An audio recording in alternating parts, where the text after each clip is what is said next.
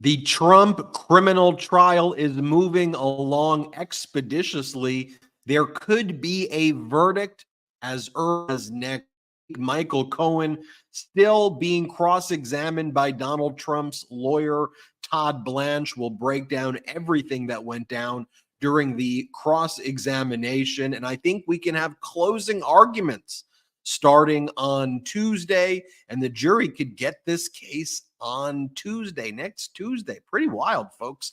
Also, Donald Trump continues to bring with him to his criminal trial MAGA stooges to subvert the gag order against him.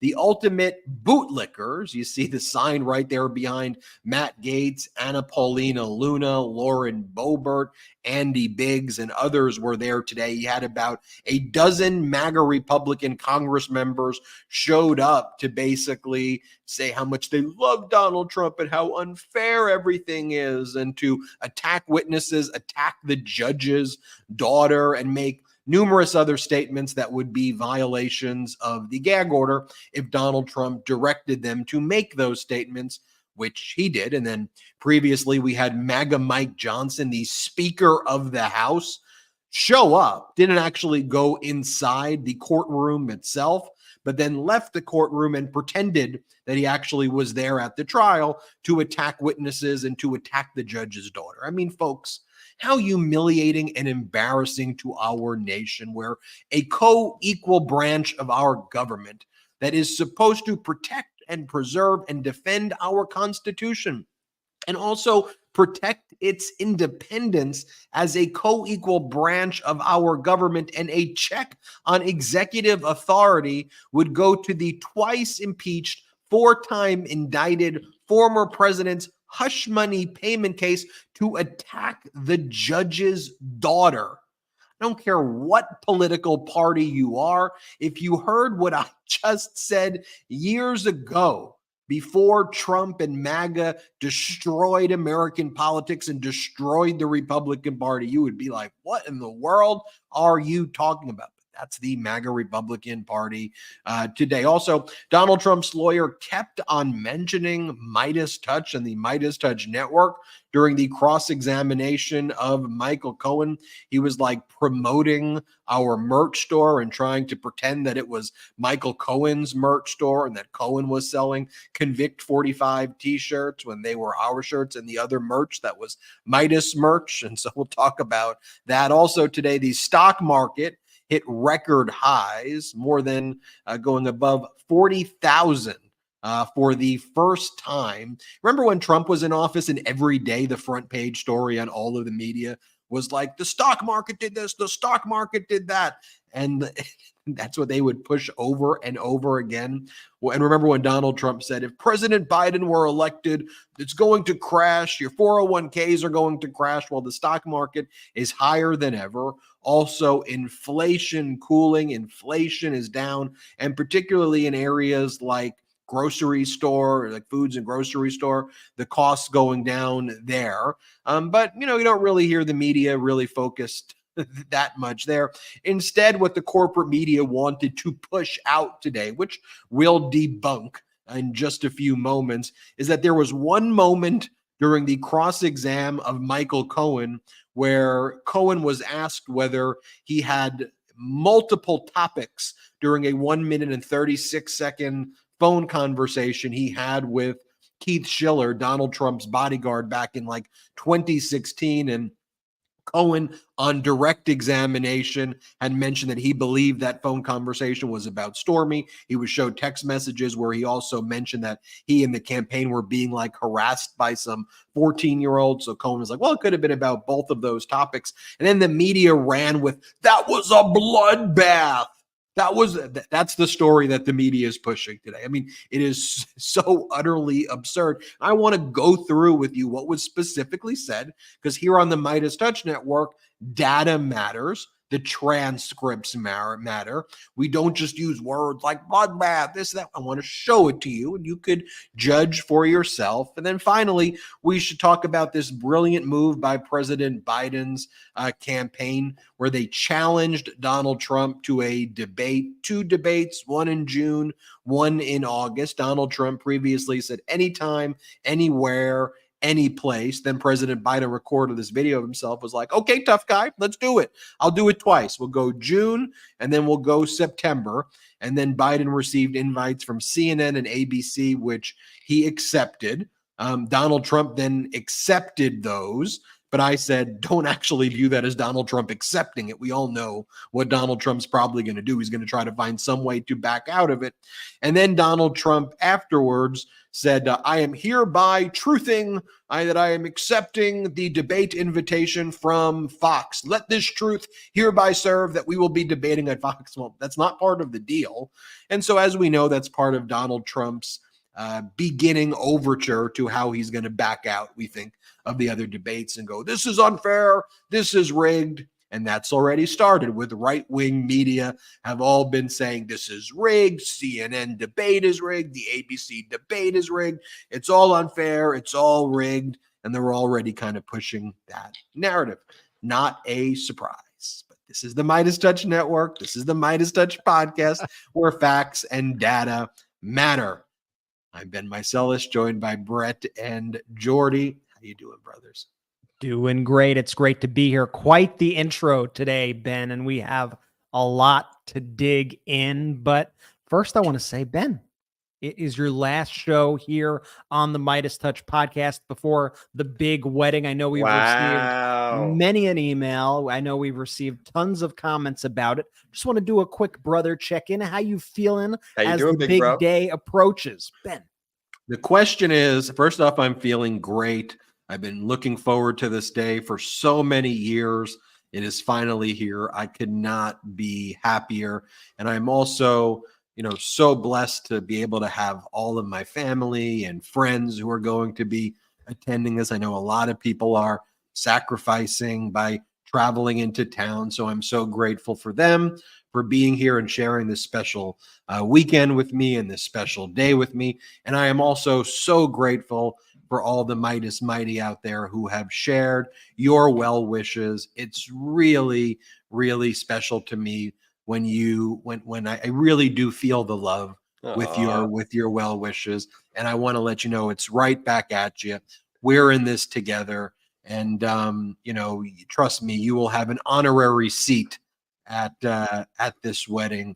And you will always be on my mind at this wedding. And I'm sure we'll take some pictures. The question is, what's the question? Should we do a emoji of my wife, Sochi, or will that cause marital discord from the outset if we do a Sochi emoji, And he's Sochi. Seems like you came up with that idea on the spot without consulting her, but let's go ahead and do it. I think we just do it.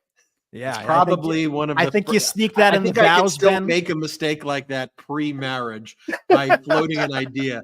I think in 2 days I'm gonna have to run those ideas back and be a little more reflective.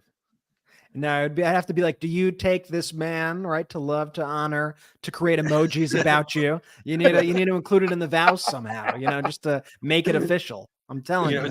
I'll tell you I'll be a real funny story, but I know people aren't here for this, but there've been so many people who are like, so are you going to be going on, like, are you doing like a bachelor party? Like, or are you going on? I'm not going to bachelor party. What are you talking about? I got like 10 hot takes.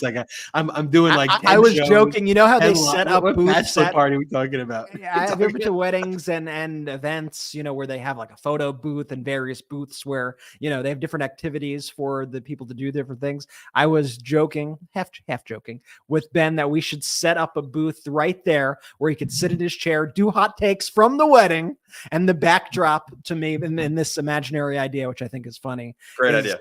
The backdrop of Ben's living room with the man. We don't even upgrade it. It's the same. Yeah, it's a picture of that backdrop. That's great. A+. That's my I think. pitch. The Midas Mighty, I think, is demanding it. No, everyone wants you to have a good time and a time to not think about work. And we're excited to party with you and the Midas Mighty and to share photos. Jordy, what's new?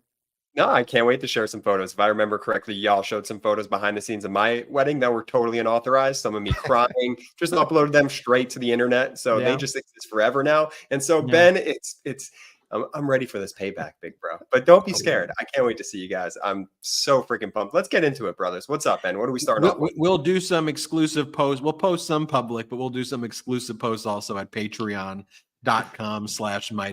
patreon.com/MeidasTouch. All right, let's talk about Michael Cohen's testimony today on cross-examination.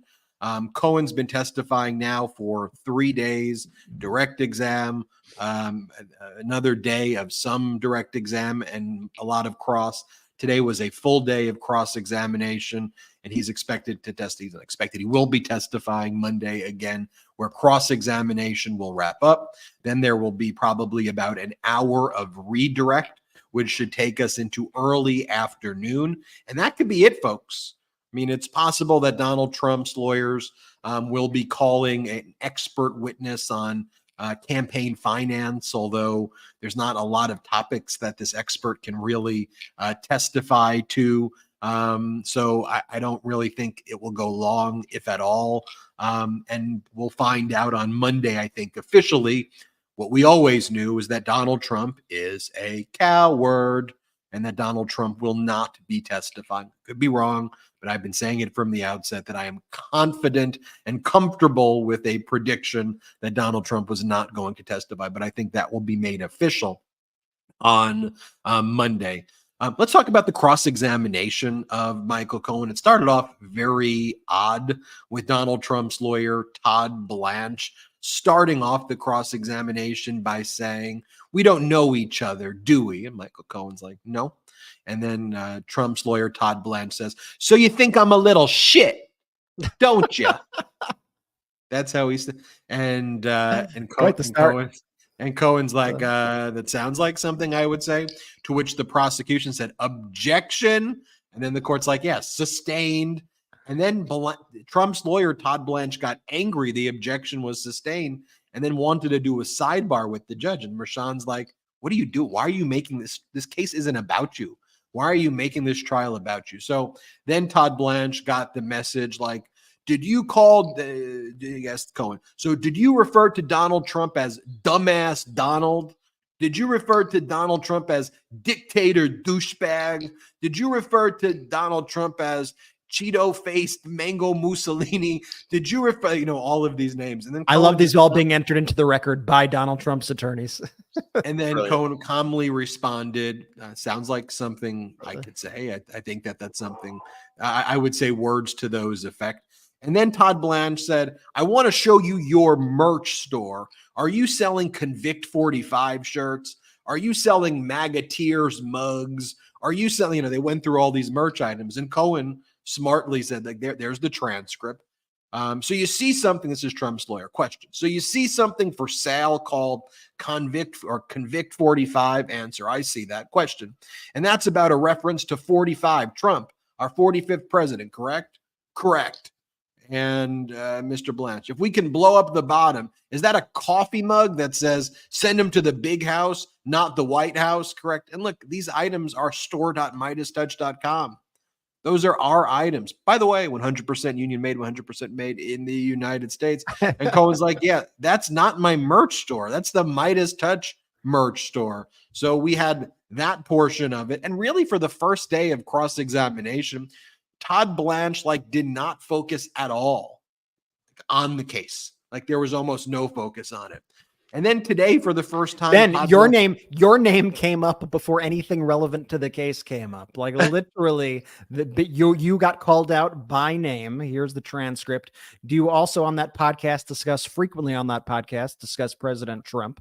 That is an answer. That is also a news podcast. I do that with MeidasTouch and Ben Meiselas. The format is different topics. It's for YouTube. Look at that, Ben. You made it before any relevant. Here's the thing. I'm so grateful that in the history books, my legacy will be being there when the label Von Schützenpants was created. Right I'm grateful that I broke the story about Donald Trump farting on himself while he fell asleep. I'm grateful for breaking the story with Adam Kinzinger about how putrid Donald Trump smells. I'm grateful for all of those things. Someone's got to make you the Wikipedia and put that in your accomplishments. Put it in the Wikipedia. I'm grateful that our merch got shown, the MeidasTouch merch. I've been doing that the Convict 45 ad read for like 3 years now. Lock him up. Like, I bet the Meidas OGs remember that end card that we had. Oh, for sure, because they're trying. So obvious. Because they were trying to conflate the Cohen podcast shirt that we sell with the rest of the merch that is in our merch store. And they tried to act like, because we sold a Mea Culpa podcast shirt, that every shirt in the MeidasTouch store was related to Michael Cohen, and that it was Michael Cohen's company, as they referred to it, and that this was all Michael Cohen's merch. Michael Cohen doesn't have a say in any of this merch. This is all MeidasTouch merch that existed before Michael Cohen. A lot of it existed before Michael Cohen was even in any way associated with the network. So it's funny, that they didn't even do their research on those basic facts. And that's why Cohen, during that cross-exam, had to say, no, that's MeidasTouch's website. Those are items sold on the MeidasTouch store. That's not me. Look, everything that Cohen had said was corroborated with text messages, phone logs, emails, contemporaneously signed documents, checks that Cohen received, wires Cohen received, checks signed by Donald Trump, tweets made by Donald Trump, statements publicly made by Donald Trump.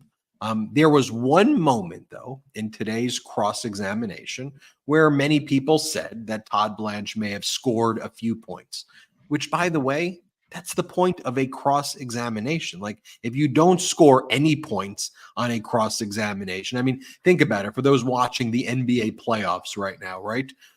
If the opposing team scores some points, that doesn't mean the team loses or anywhere near it.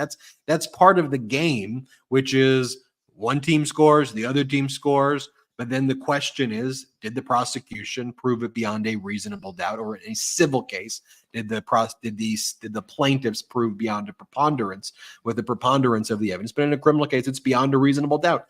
So it shouldn't be shocking to trial lawyers that there could be a few points scored here or there. But the thing is, when there is a tsunami of evidence against Donald Trump every day, I haven't heard any of the corporate media talk about, a bloodbath against Donald Trump, or this was such overwhelming. They don't use those terms, right? They always soften it. But then when the defense scored what I thought to be pretty minor points, and all my sources in the courtroom were saying it was a disjointed cross-exam, that Todd Blanche wasn't all that good. If anything, it was he brought up a point that may not have been discussed on direct examination, but on redirect, it can be cleaned up on a redirect of Cohen. But then I saw like Ari Melber on MSNBC calling this was a bloodbath today. Anderson Cooper using language like that. But I went to the transcript, I went to what was happening, and I'll just let all of you decide. So rather than me use those terms, let's just take a look at a moment-by-moment recount of what took place. So this involves text messages in 2016 between Michael Cohen on October 24th, between Michael Cohen and Keith Schiller, Donald Trump's bodyguard.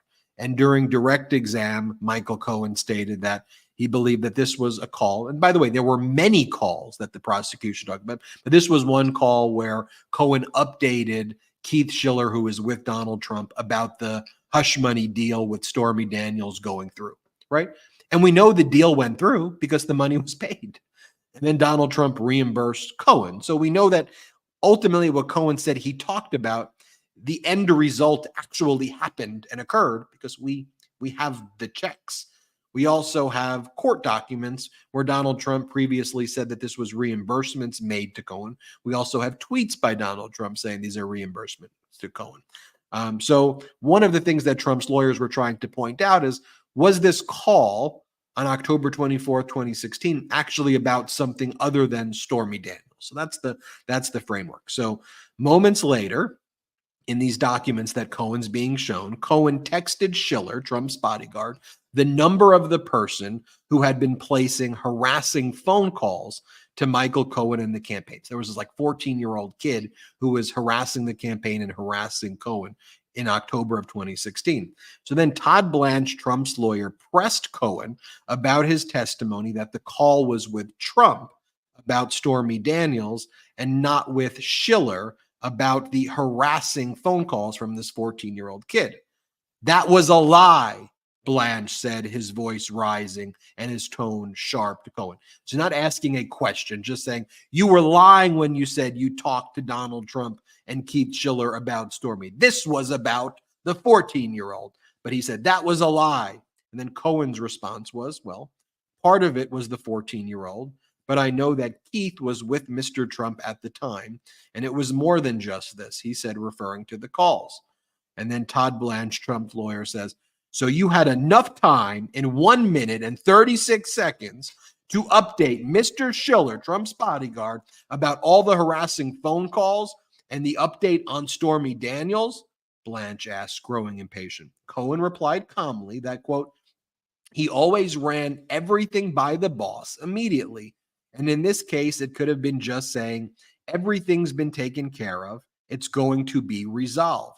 At that, Blanche lost his cool. And Todd Blanche, Trump's lawyer, said, that was a lie. You can admit it. And then Cohen responded, no, sir, I can't. Repeating that in addition to the conversation with Schiller, quote, I believe that I also spoke with Mr. Trump and told him everything regarding Stormy Daniels was being worked on and it's going to be resolved. And then Todd Blanche, Trump's lawyer, says, we are not asking for your belief, Blanche said angrily. This jury doesn't want to hear what you think happened. Then the prosecutor objected. Objection! Because it wasn't a question. Cohen was just being yelled at by Todd Blanche.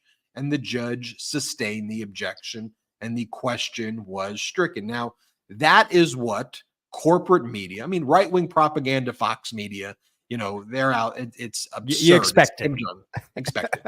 But corporate media, Ari Melber, who, by the way, brought on Michael Avenatti, right, to speak about Cohen a few weeks ago. And then Cohen Cohen responded to Ari Melber doing that.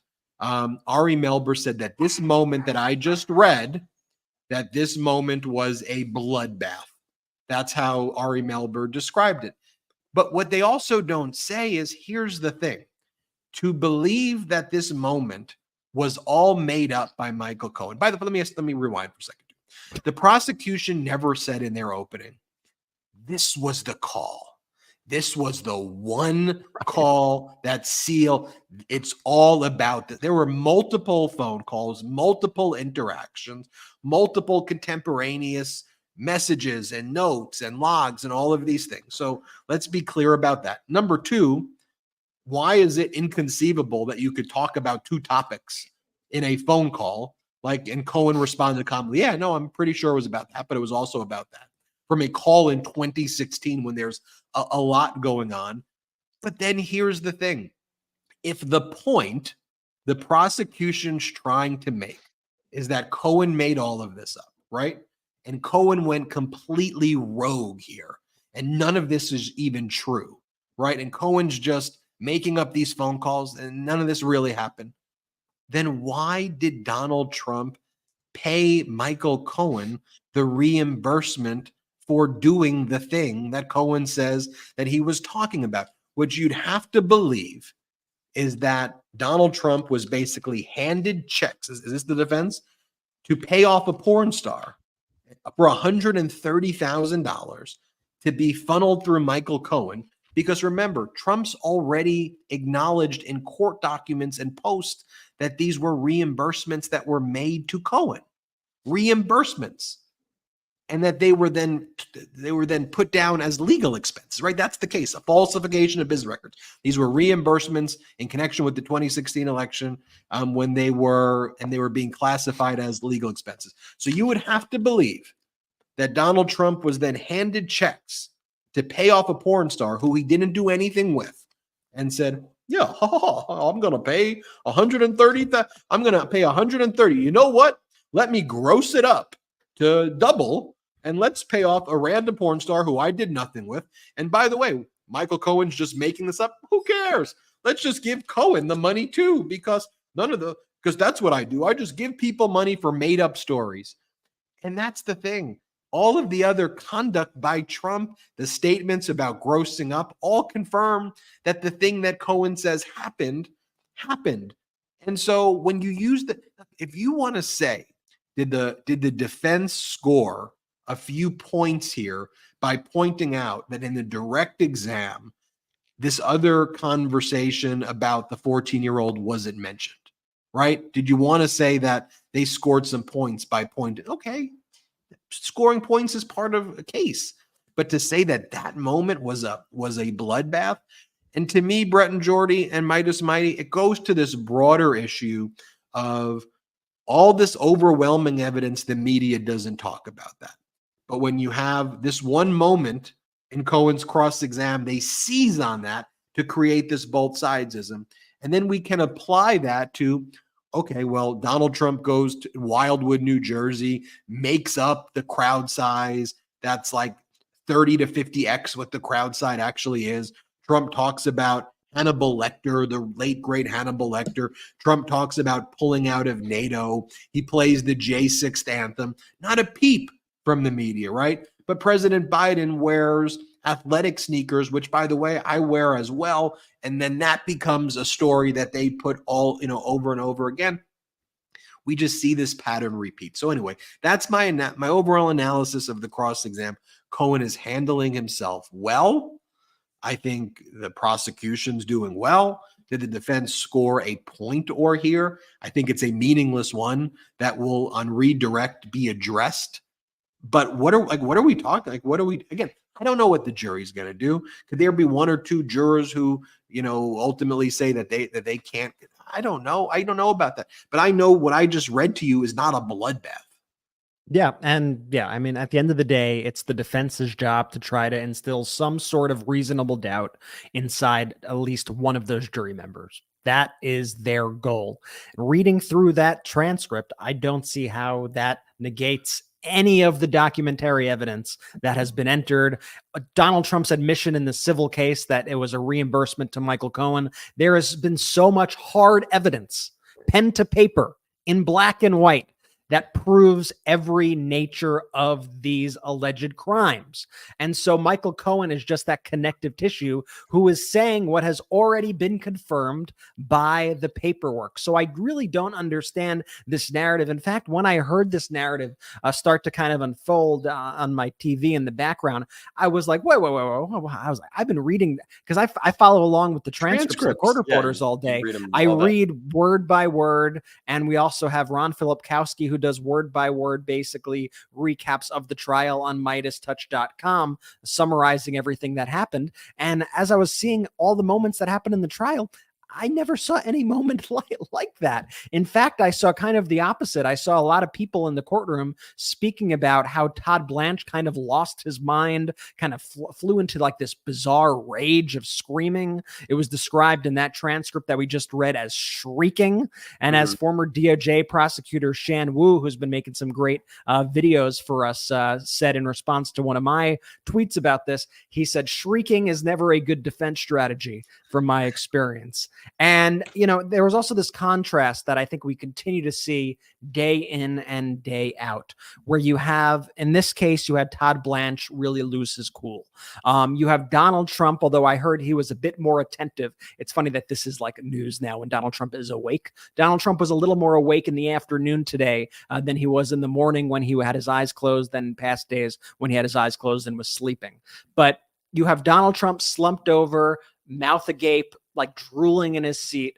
You have Todd Blanche screaming at this witness. You have Michael Cohen speaking calmly and confidently and looking the jury in the eye, showing respect. And I think that is going to have a huge impact. Something I want to get into soon also are these MAGA Republicans who have been showing up at the courthouse every day, and what that means for this trial, and if the jury can see them, and what the jury may be taking from looking in the courtroom and seeing people like Lauren Boebert there, seeing people like Matt Gaetz there, and what are the implications of that on the trial.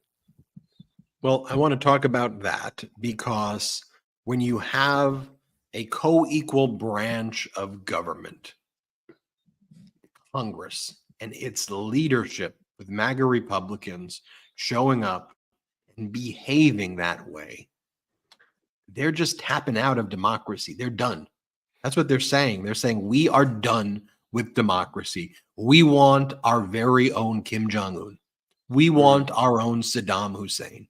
We want our own Gaddafi. We want our own Putin. And America is just so much better than that. We'll talk about that and more. Let's take our first quick ad break of the show. Guys, you're going to want to hear this. Think you've mastered the look in sweatpants and joggers? You're one step away from pajamas in public. Your significant other said you look like a slob. It's time for an upgrade with the most comfortable pair of jeans you'll ever wear. Today's sponsor, The Perfect Jean, aren't just another pair of those stiff cardboard jeans that crush your parts, we'll say. They're definitely not your pancake butt sweatpants or joggers. The Perfect Jean makes great looking, perfect fitting jeans that are stretchy as a kangaroo's pouch and hug your assets in all the right places. The special denim fabric is soft and built to last and will fit you perfectly no matter your build, with 6 fits from skinny to thick, waist sizes from 26 to 50, and lengths from 26 to 38. The Perfect Jean has got the perfect size for you. Trust us when we say it's not just the name. These are truly the perfect jeans. Once you try them, you will never go back. And for a limited time, our listeners get 15% off their first order plus free shipping at theperfectjean.nyc or Google The Perfect Jean and use code MeidasTouch for 15% off. That's MEIDAS15 for 15% off. I admit it, during the pandemic, I was in sweatpants all day, every day, and I became accustomed to the comfort, so I was thrilled when I got my hands on the Perfect Jean and could upgrade my style and still be super comfortable. I have a few pairs of the athletic fit, and they're not like any jean I have ever worn before. I can actually move around in them, wear them all day, and I get compliments on them all the time. The Perfect Jean always has free shipping, exchanges, and returns. You could have peace of mind knowing that your order is completely risk-free. It's finally time to stop crushing your parts in uncomfortable jeans by going to theperfectjean.nyc. Our listeners get 15% off your first order plus free shipping, free returns, and free exchanges when you use code MeidasTouch at checkout. That's 15% off for new customers at theperfectjean.nyc with promo code MEIDAS15. After you purchase, they'll ask where you heard about them. Please support our show and tell them we sent you. Say so long to your khakis and get the Perfect Jean. What if you could support family farmers and reduce your environmental imprint, all while enjoying the highest quality meat on earth?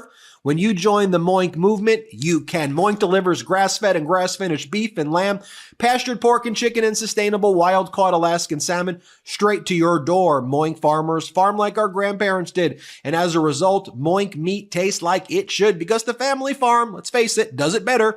And the Moink difference is a difference you can taste. Unlike the supermarket, Moink gives you total control over the quality and source of your food. You choose the meat delivered in every box, like ribeyes to chicken breast to pork chops to salmon fillets, and much more. Plus, you can cancel at any time. Moink is helping save rural America. I love it, and you will too. Join the Moink movement today. Shark Tank host Kevin O'Leary called Moink's bacon the best bacon he's ever tasted, and Ring Doorbell founder Jamie Siminoff jumped at the chance to invest in Moink. Plus, they guarantee you'll say, oink, oink, I'm just happy I got moinked. I know I do, and you will too. Keep American farming going by signing up at moinkbox.com/MeidasTouch right now. And listeners of this show get free bacon for a year.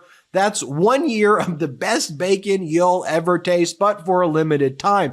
It's spelled MOINK box.com/MeidasTouch. That's moinkbox.com/MeidasTouch.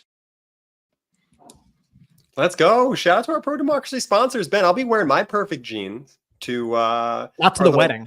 No, not to the wedding, but to a little dinner event Friday night. So I'm excited to bust those out. I just finished packing them. Great sponsors. Shout out Moink too.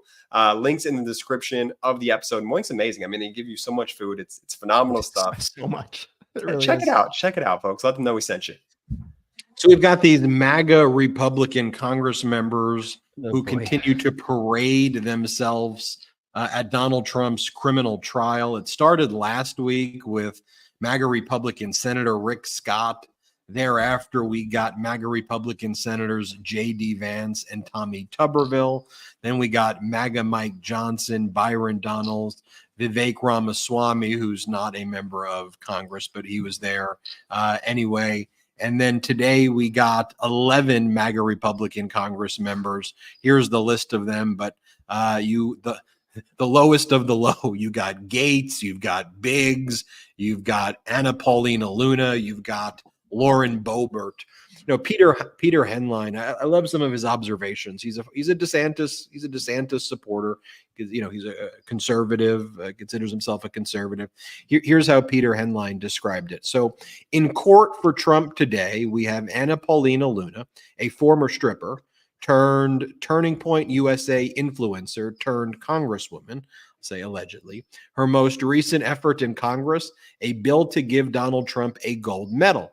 Come on. You got Lauren Boebert, a lady who jacked off a guy in a public theater, and a mother who didn't go to a court hearing a few days ago with her 18-year-old son who was facing multiple charges of burglary and identity theft. She didn't even help him get a lawyer. You've got Matt Gaetz, the man who tanked Congress and orchestrated the removal of Kevin McCarthy because McCarthy wouldn't shut down an ethics investigation into activities with underage girls. What a joke the GOP has become. And that's a DeSantis supporter saying, what a joke. And it's even worse than what a joke, because you've got Matt Gaetz posting the following as he showed up to the criminal trial today. Standing back and standing by Mr. President. And Trump dresses them up in the long red ties so they look like him. And he is quoting the Proud Boys. Remember Donald Trump's words to the Proud when Boys. Trump said, stand back and stand by to the Proud Boys. And Matt Gaetz says, standing back and standing by Mr. President. Trump is not the president. Y'all are at a criminal trial where Donald Trump paid hush money payments to a porn star after he cheated on the woman who he's cheated on Melania with. And they're all lined up that way. And again, this is a co-equal branch of government.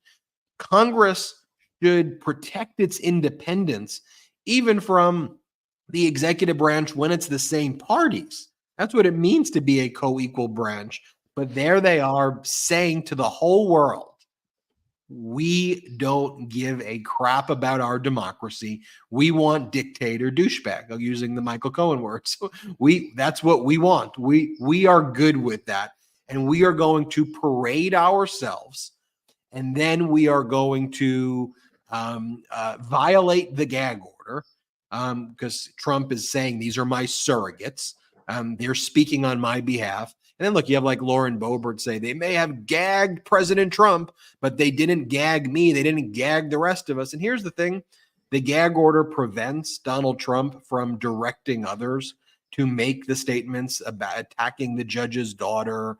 I mean, just think about it. Lauren Boebert's post right here is, why is Merchan's daughter allowed to fundraise for every Democrat under the sun that she's being paid millions and millions of dollars? She's not getting paid millions of dollars. Like, does she work for a company that earns income? I'm sure she does. And people are allowed to have jobs. But just think about it, that you've got these MAGA Republican Congress members. All the gag order says, don't attack the judge's daughter. Right. Don't attack family members. Don't attack the jury. Don't attack witnesses. You can say anything else. In fact, in criminal cases, you shouldn't even need a gag order to say these things. Anybody else would be thrown in prison the moment they started attacking the judge's daughter. Like, could you imagine if, like, during like the case with the crypto bro and whatever it was who stole all the money, he starts attacking the judge's daughter? Like, could you imagine in any other case he started? That guy got thrown in jail, by the way, when he spoke to the press about something. So Donald Trump's personally violated the gag order and has been found in contempt 10 times. So then Trump brings in MAGA Republican Congress members, quite literally dresses them up to look like him. And then they quote Donald Trump praising the Proud Boys and attack the judge's daughter. I'll just show you this one moment, though, where people in New York were heckling Lauren Boebert. I don't need to show, I think, all of these other, we go and look at our hot takes and all of these other clips, but here are the people of New York heckling Lauren Boebert, yelling Beetlejuice as she speaks. So much. And I want all of the news to start asking the question, what is the crime? Because everyone in this court has not been informed of what the crime is. The defendant does not know the crime that was committed. You know, and there are Beetlejuice. It's the funniest clip of all time. You see like the mass exodus of even all the MAGAs just getting the hell out of there as soon as Boebert grabs the microphone. How pathetic is that? And look, brothers, we had called this a few weeks back at this point, saying that, okay, once we saw one Republican come, we knew they were all going to start to trickle in because it's just like this MAGA allegiance test. And not only that, they've realized that they could also fundraise off of it. So not only are they showing their allegiance by dressing up like Donald Trump and showing up to his trial and now speaking on his behalf, but now they're also able to take this moment and raise dollars for, I guess, their campaigns, Brett. Is that even allowed? Yeah, they leave right from the court without skipping a beat, and they have emails go out to their mailing list asking for money, and they make posts on Twitter and the various social media platforms asking for money, basically going, look, I was at the trial, give me money. And the thing I'm curious to dig into here is who is paying for these trips, because if these trips are being used for campaign purposes, Lauren Boebert is posting this on her personal campaign account for donations, as are many of these members of Congress. Then who is paying? I agree with you, Ben. I think the taxpayer. I think we are paying for these visits instead of them actually doing work. Now, when you look at the actual work that's actually going on in Congress, that's also ridiculous as well. They're trying to hold Merrick Garland in contempt because they're in a constant tear against the Department of Justice. They are once again trying to protect Donald Trump at every turn. But something I want you to realize also, and yes, this will be a scary thought, but I want you to look at these faces who showed up at court today, over the past few days. I want you to look at these names. People like Matt Gaetz, people like Lauren Boebert, people like Andy Biggs, right? These are the people in a Trump presidency who are going to have top decision-making abilities. These are the people who are going to be put in top positions.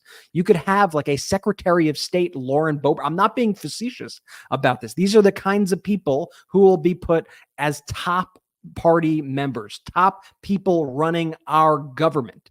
Lauren Boebert could run the Department of Education. I'm really not joking. This is what they do. They put the worst people to run these positions. So when you see these people show up and pledge their allegiance to an individual the way they do here, you have to know that this is how fascism starts and that these people will have intimate control over your life, over who you can marry, over what you could do with your body. Lauren Boebert will get to dictate that for you. Matt Gaetz will get to dictate that for you. It's also why the selection is so important. It's not even just about Donald Trump, who is bad enough.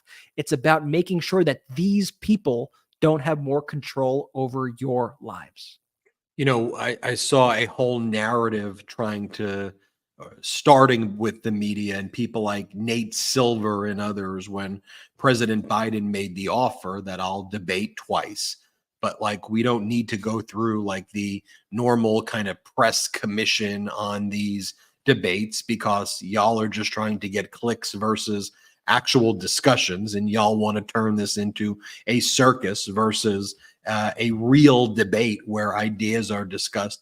They were like, President Biden is violating one of the most sacred traditions. What, by not agreeing to turn it into your media circus and by wanting to focus on the actual topics like democracy, women's reproductive rights, wage, things that we could actually talk about. And so, by the way, the Republicans have already pulled out of the commission. They weren't even a part of it. They pulled out years ago. Donald Trump already said that he wasn't going to participate. So, what are we talking about here at the end of the day?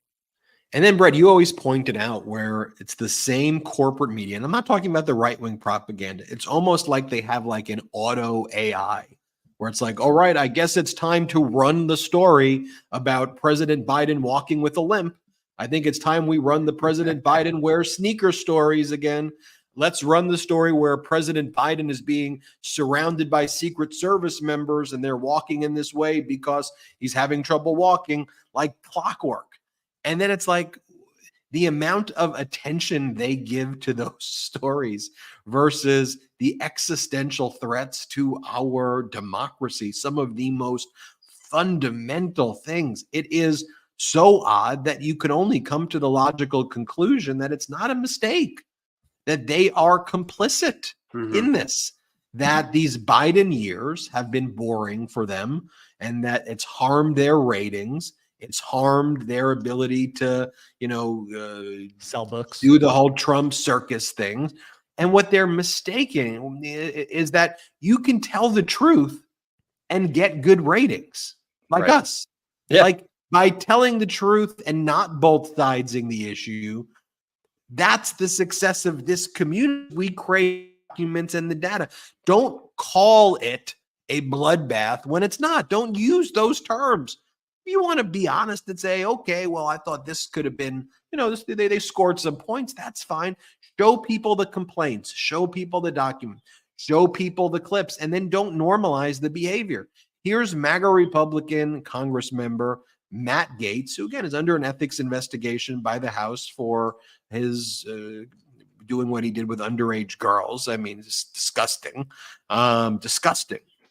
And here he is saying that the reason that he's there is because Trump can't say these things under the gag orders, but he's not bound. Play this clip. We're here of our own volition because there are things we can say that President Trump is unjustly not allowed to say. This is a corrupt judge. These are corrupted witnesses. This is a corrupt prosecution that belies any sense of the facts or the law. And so we're going to keep speaking out against this. We're going to keep fighting against this. And we will head back to Washington as House conservatives, saying that these undemocratic efforts must be stopped. They must be defunded. We must use our Article 1 powers to stand against election interference.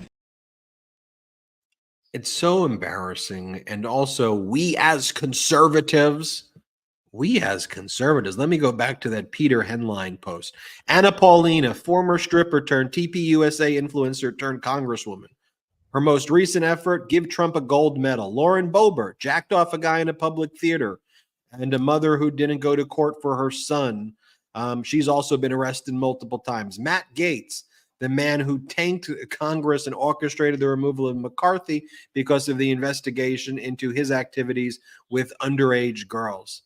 Like y'all are referring to yourselves as like that's what it means to be conservative. It isn't. That's not conservative behavior. I mean, these people want to bring down our system, bring down our institutions, undermine law and order, and it is just absolutely pathetic. Can we let's just show people what went down in Congress today. I want to show you what Ted Lieu and Eric Swalwell, Democratic Congress members, were doing and saying. First, let me show you what Congress member Ted Lieu said. And so I just want to paint this picture for you. So there were so many empty seats at this committee hearing where they were marking up. The MAGA Republicans want to hold Merrick Garland in contempt. They don't want to actually do things for the American people. They want to Brett, to your point, they want to hold Merrick Garland in contempt. But there's multiple empty seats because like a dozen of these members of Congress were with Donald Trump at his criminal trial. Here's what Democratic Congress member Ted Lieu has to say. Let's play this clip first. Let's talk about Donald Trump. I agree with the Republican from New Jersey who said if a person cannot stand trial, he should not be president of the United States. Donald Trump has fallen asleep multiple times at his own criminal trial. I'm a former prosecutor. I can tell you that is not normal. I think there may be some physical and mental health issues that should be investigated. I'm going to tell you what people in the courtroom are writing about Donald Trump falling asleep. Here's a reporter who has been observing this. One reporter observed, quote, that Donald Trump has nodded off a few times, his mouth going slack and his head drooping onto his chest, end quote. Another reporter said, quote, that Donald Trump slowly dropped his head. His eyes closed, it jerked back upward, he adjusts himself, then his head droops again, he straightens up, leaning back, his head droops for a third time, he shakes his shoulders, eyes closed still, his head drops, end quote. If a person is so weak and feeble, if Donald Trump is so weak and feeble, he cannot stay awake at his own criminal trial, he can't be president of the United States. I want to show you in just a bit what Congressmember Eric Swalwell said, and then I want to talk about what I thought was just a brilliant move with what President Biden did in calling Donald Trump out and challenging him to these debates, and already the excuses being made by Donald Trump and right-wing media. Then we got to discuss the economy. It matters. The stock market hitting record highs, inflation falling. There's good economic data out there that I want to discuss that I think lots of corporate media is ignoring. And of course, the right-wing propaganda media is just going to lie to people and just give false data. They're going to claim that Trump's numbers were better and hope that if they say that enough and corporate media doesn't cover it, that the falsehoods become the truth. And so it is important on us to be focused on the data. Let's take our last quick ad break of the day. Then let's talk about the data. 1 in 5 Americans have learn a new language on their bucket list. If that's you, make 2024 the year you finally check it off the list with Babbel. Be a better you in 2024 with Babbel, the science-backed language learning app that actually works. Don't pay hundreds of dollars for private tutors or waste hours on apps that don't really help you speak the language. Babbel's quick 10-minute lessons are handcrafted by over 200 language experts to help you start speaking a new language in as little as 3 weeks.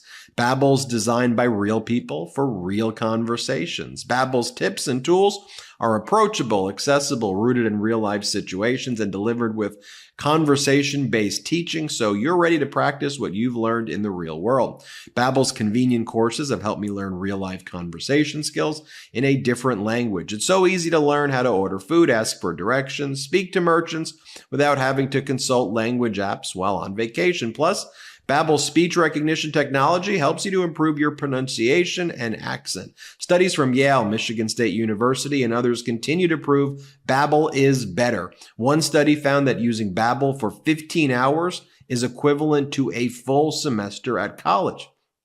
Babbel has over 16 million subscriptions sold, plus all of Babbel's 14 award-winning language courses are backed by their 20-day money-back guarantee. Here's a special limited-time deal for our listeners. Right now, get up to 60% off your Babbel subscription, but it's only for our listeners at babbel.com/Meidas. So get up to 60% off at babbel.com/Meidas, and that's spelled BABBEL.com/Meidas, MEIDAS. Rules and restrictions may apply. Did you know that Fast Growing Trees is the biggest online nursery in the U.S. with more than 10,000 different kinds of plants and over 2 million happy customers? They have everything you could possibly want, like fruit trees, palm trees, evergreens, houseplants, and so much more. Whatever you're interested in, they have it for you. Find the perfect fit for your climate and space. Fast Growing Trees makes it easy to order online, and your plants are shipped directly to your door in 1 to 2 days. And along with their 30-day Alive and Thrive guarantee, they offer free plant consultation forever. I absolutely love Fast Growing Trees. By now, you have all heard me talk about the Meyer lemon tree I was able to buy at an amazing price. Fast Growing Trees has an incredible selection to choose from, and their customer service is incredible. And the best part, I save so much money by not using an overpriced landscaper. Whether you're looking to add some privacy, shade, or natural beauty to your yard, Fast Growing Trees has in-house experts ready to help you make the right selection with growing and care advice available 24/7. You can talk to a plant expert about your soil type, landscape design, how to take care of your plants, and everything else you need. No green thumb required.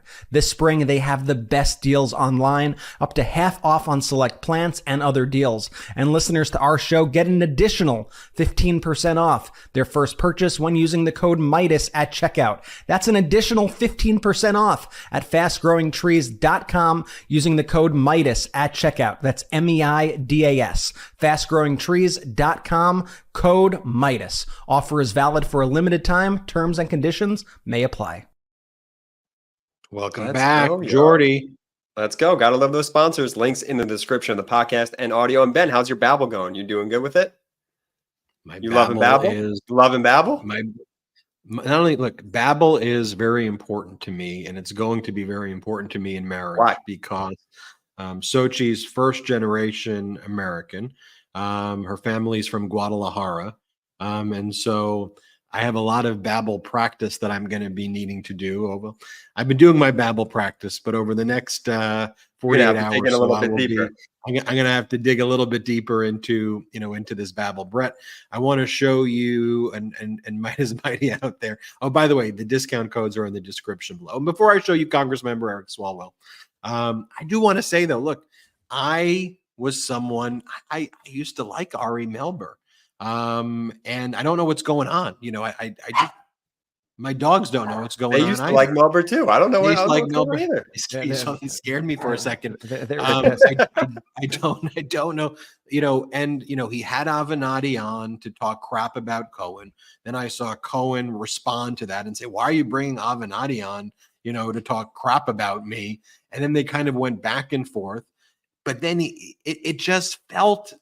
And it was unfortunate. It just felt so deeply personal, right? At Cohen versus rooted. It just felt like you don't like him, so you're saying that versus what actually happened. And there were so many other people in the courtroom who don't say that. But then the problem too is that then a Melber or an Anderson Cooper, they then get used as pawns by the right-wing media to spread the disinformation.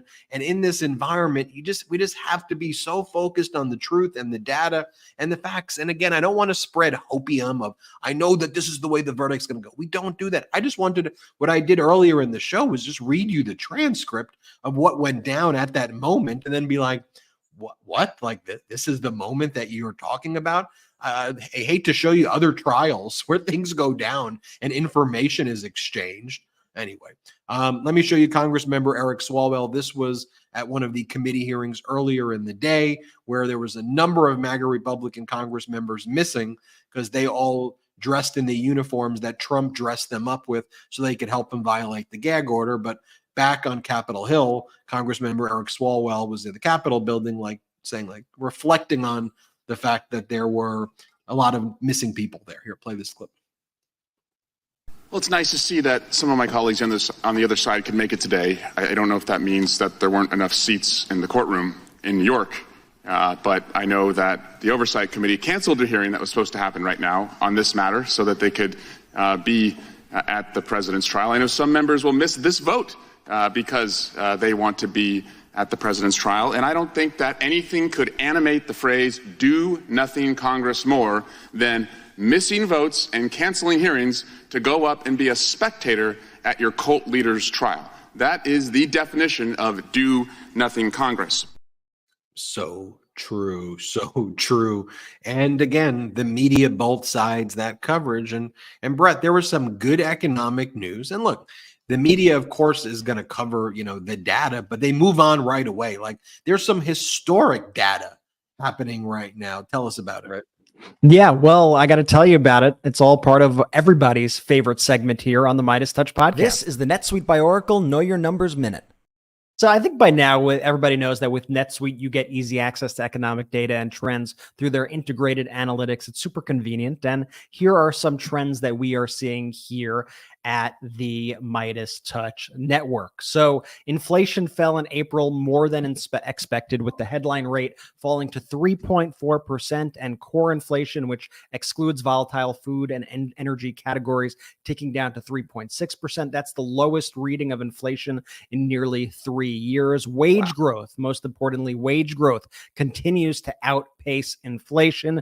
Goods inflation has also largely stopped. In many cases, goods are now coming down in price, including in key categories such as furniture, used cars, and appliances, a lot of things that folks at home need. And as a result of these trends, the stock market has been absolutely soaring over the past few days.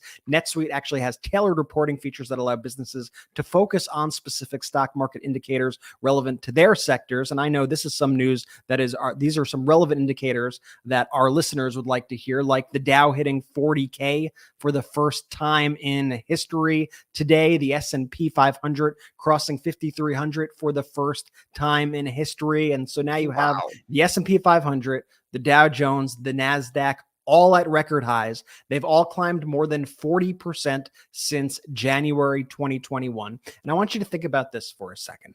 The stock market has nearly doubled since Donald Trump left office.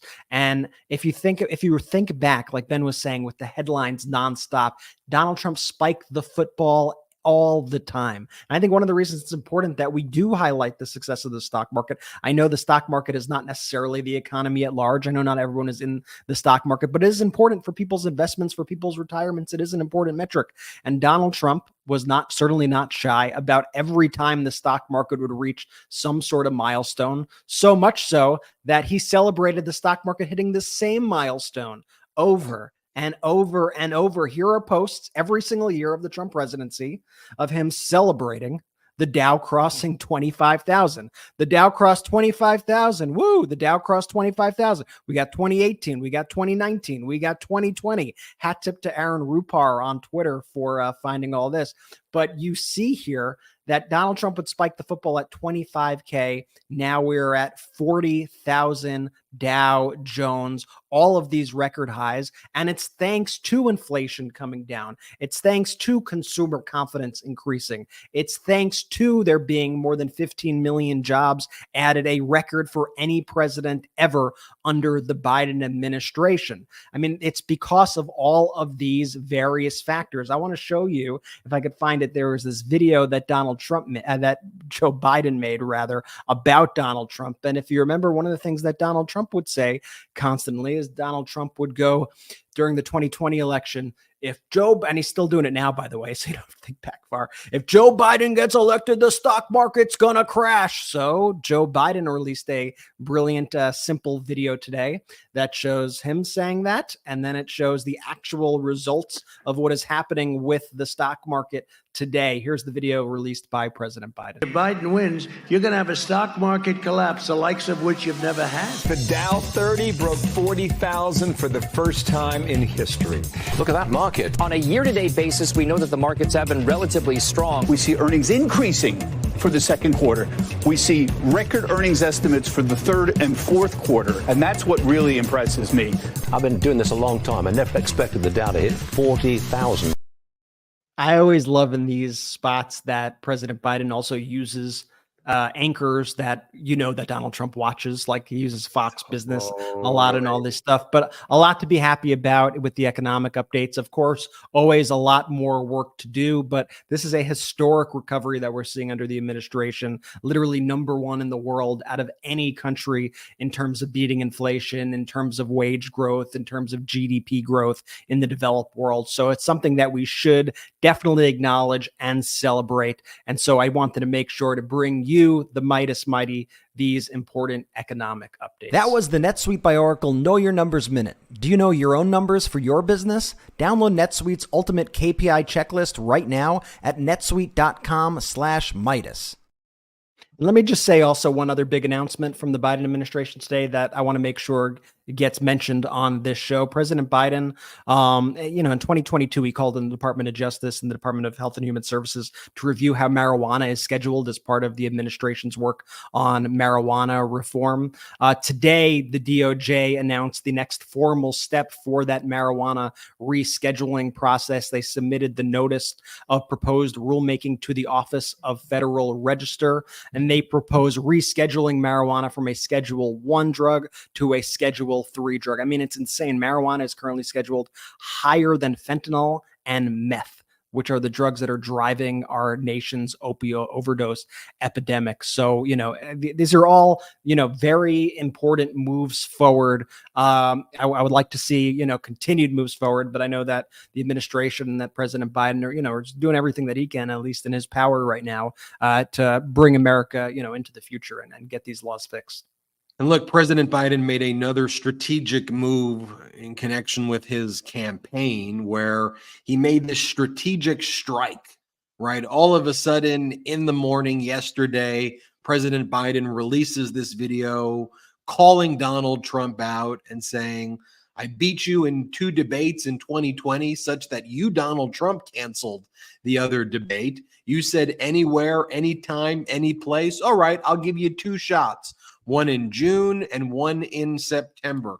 Here's the video that President Biden put out. Let's show it to you.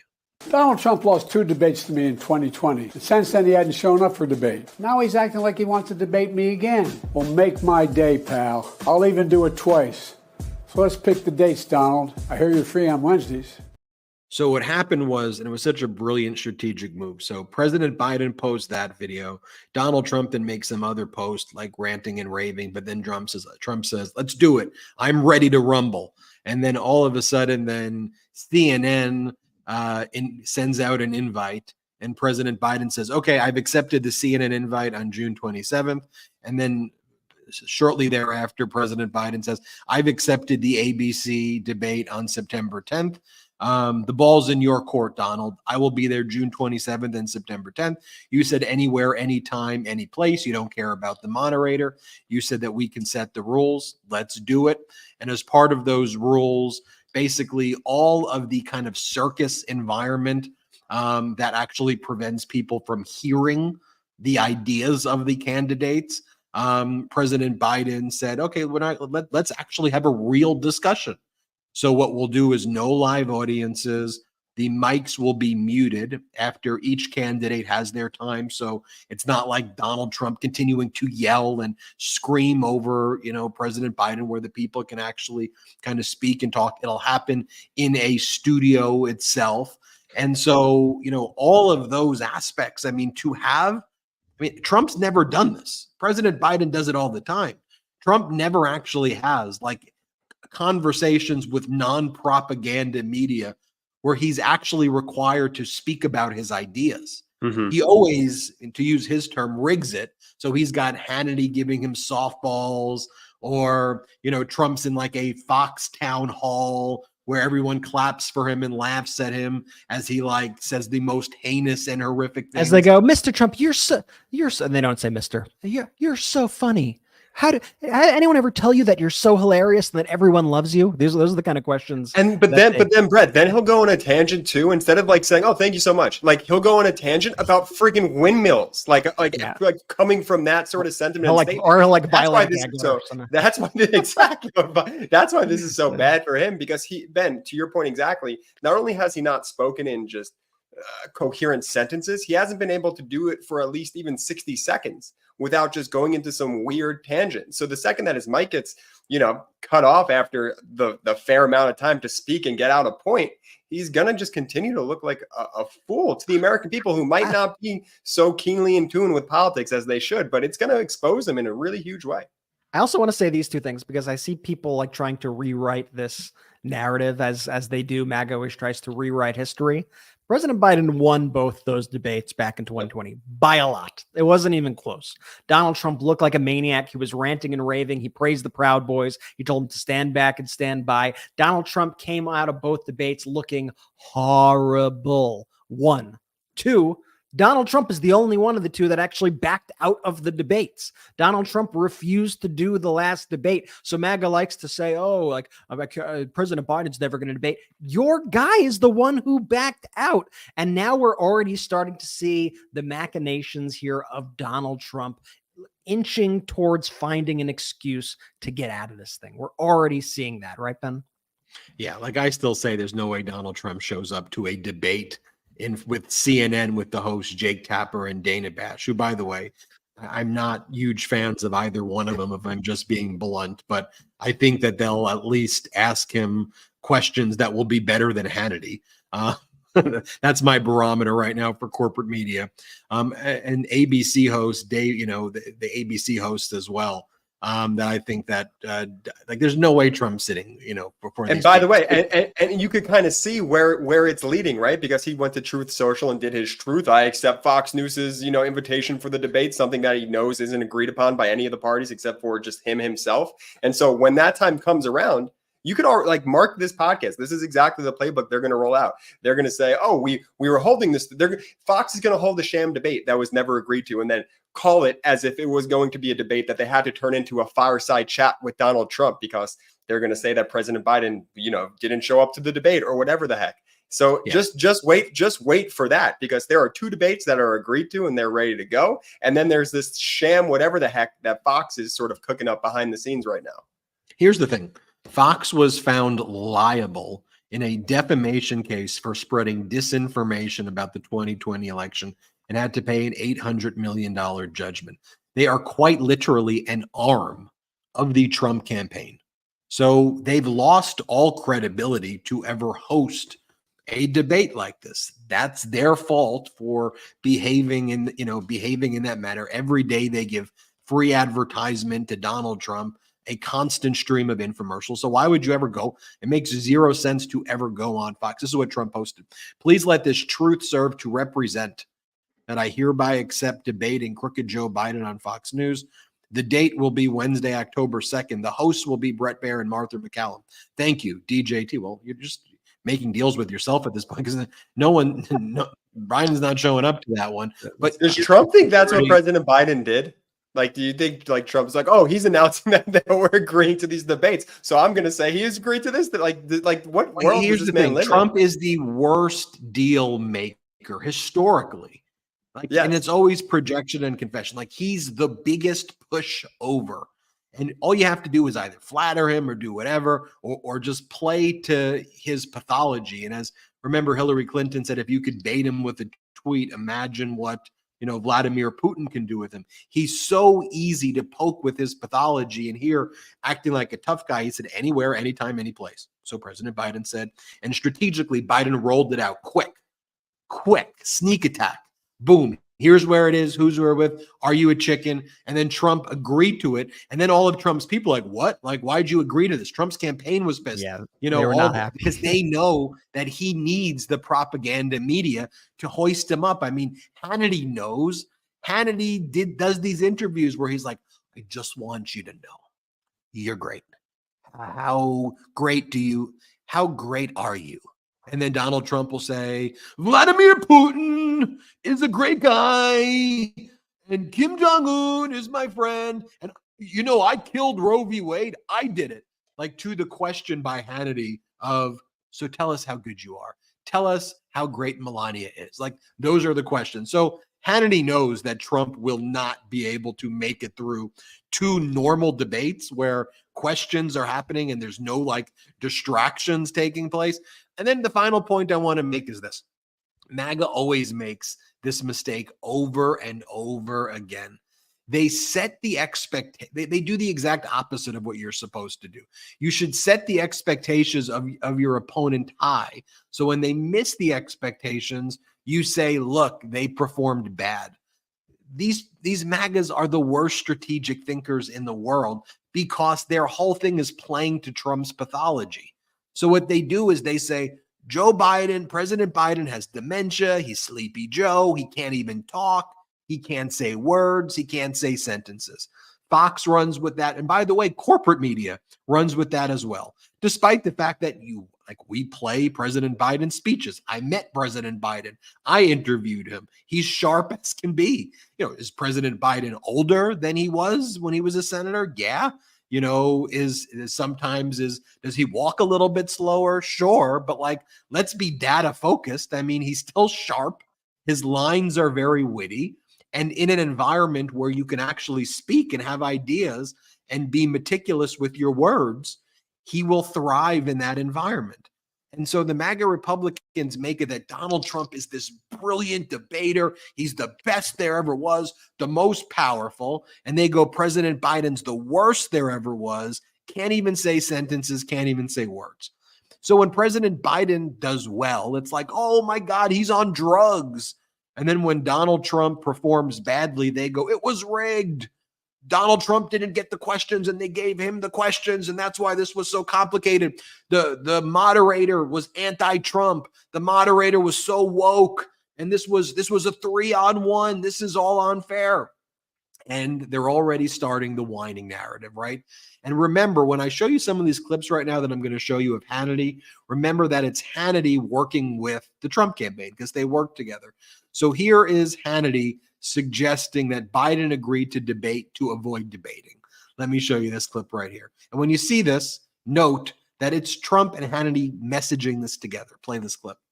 Even announce this thing. They probably were all discussing it, knowing that, if we just agree, he'll have to do what we say.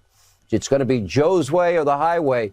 What he's really trying to do here is ultimately, maybe he's really cowering away from any real debate. Either take my chosen liberal network with my chosen moderator, with all my rules, or I'm not going to debate. Secretly hoping that Donald Trump insists on basic fairness so they can duck and dodge and cower and hide and say, see, we tried to debate. Let's see, the American people, they deserve a fair debate. Okay. Here's Lara Trump, Donald Trump's daughter-in-law, who now runs the RNC, saying that these debates are all rigged, that everything's rigged. The debates are rigged. Play this clip. Not less. And you're right. It's rigged so heavily in Joe Biden's favor, but everything always is.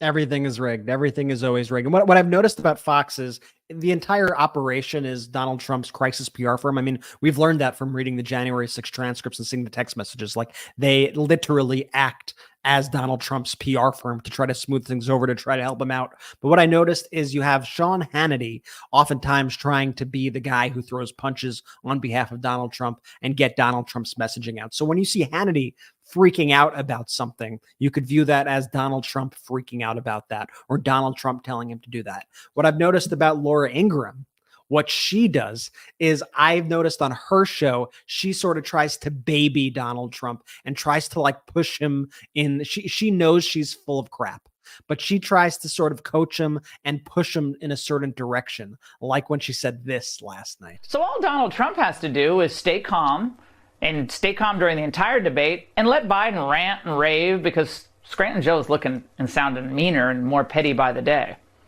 And then Trump, by comparison, he easily appears presidential, cool, confident, and yeah, possessing a lot of common sense. The projection is so wild. It's my insane. God. It's insane people coverage. That's an insane clip. They live, and you wonder why. How does, half of America or whatever, it's not that much, but how does a large portion of America think of, appear like they're in this alternate reality? It's because of what you just saw. Because they are quite literally, they're living in an alternate reality that's pushed by Fox and these propaganda networks. It's absolutely, absolutely insane.